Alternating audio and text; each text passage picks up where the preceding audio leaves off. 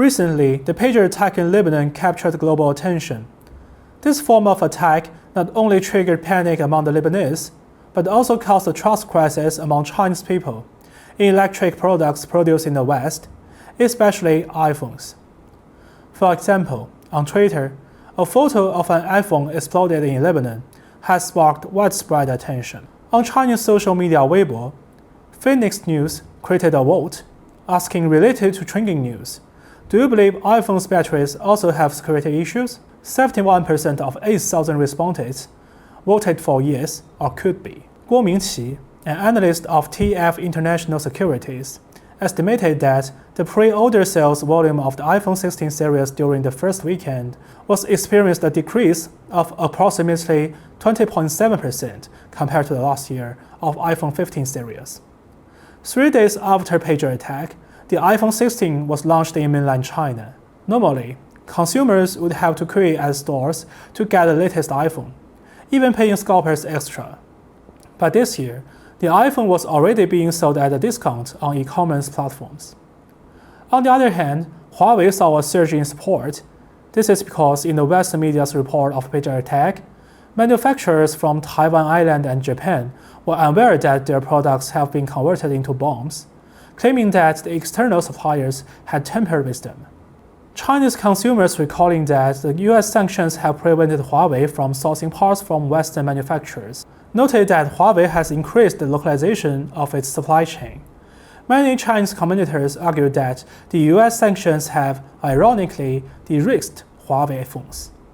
According to Chinese strategist Professor Wang Xiangsui, in the realm of global economics, this means the pager attack is causing an alarming effect on a conceptual level.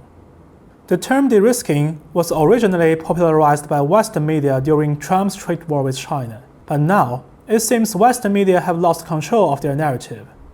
After all, when the West imposed a long-arm jurisdiction on Chinese smartphones, electric vehicles, and 5G suppliers, they've claimed that that's because Chinese products can't meet the Western safety standards. These claims only hold water if consumers believe in them, making such jurisdiction legitimate in democratic societies. Now, however, Israel's covert actions have undermined their legitimacy. If Western countries and Taiwan authorities cannot prove that they can protect their supply chain from the Mossad, they will lose their authority to define safety standards in China and around the world.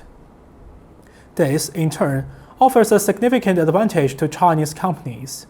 Going forward, Huawei and other manufacturers will no longer need to promote compliance with EU or US standards to prove their product quality. Instead, labels like produced according to Chinese standards or Western suppliers free could become new selling points. This signals a potential shift in consumer value judgments from a unipolar world dominated by Western standards to a multipolar world where Chinese standards compete in parallel. This could reshape the direction of economic globalization, introducing new dimensions and market entry rules. In the past, China made extensive adjustments to its economic policies and production standards to meet the requirements of the World Trade Organization, particularly regarding food safety. However, following Japan's discharge of Fukushima nuclear wastewater, China has implemented seafood safety standards that are clearly more rigorous than those in the West. To adhere to these standards, China's Ministry of Foreign Affairs engaged in active diplomacy and successfully persuaded the Japanese government to accept China to conduct its own independent sampling tests. China has stated that it only resumed importing Japanese seafood once its own tests, not those of any other country or organization, confirm that the radiation levels are safe. This approach has received widespread public support within China. This raises the question, what caused the international standards to lose the trust of Chinese consumers? Perhaps this problem would not exist in the first place if some countries could keep double standards and even terrorist attacks out of the supply chain of civilian products. 朋友都知道我是很挑剔的，防晒乳我选 Kiss 皇家呵护抗光清爽高防晒凝露，因为它有媲美蓝光神盾的抓藻植萃，保护我在阳光下延缓肌肤老化，维持青春弹力，可以防御工作环境里的3C 商品，各种光源对肌肤的伤害，擦起来清爽不黏腻。我特别喜欢它做到海洋友善，365天，天天抗光抗老化，是我的保养日常。你呢？呵护您，呵护全家人，专属你的 KS Royal Care 抗光清爽高防晒凝露。